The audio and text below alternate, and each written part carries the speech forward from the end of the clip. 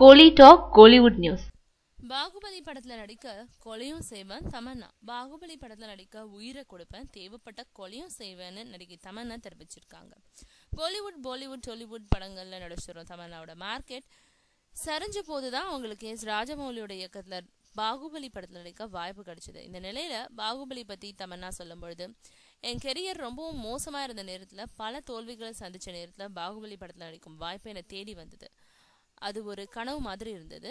பாகுபலி பட வாய்ப்பு நான் எதிர்பாராதது. என்னோட கதாபாத்திரம் முக்கியத்துவம் வாய்ந்தது. பாகுபலி 2ஆம் பாகத்துல இப்போ நடிச்சுக்கிட்டு இருக்கேன்.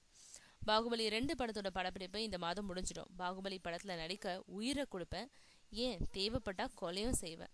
பாகுபலி 2 படம் அடுத்த ஆண்டு ஏப்ரல் மாதம் 28ஆம் தேதி ரிலீஸ் ஆக இருக்கு. படத்துக்காக பிரபாஸ், ராணா, அனுஷ்கா, சத்யராஜ், ரம்யா கிருஷ்ணன் அனைவரும் கடினமா உழைச்சிட்டு இருக்காங்கன்னு சொல்லியிருக்காங்க தமன்னா.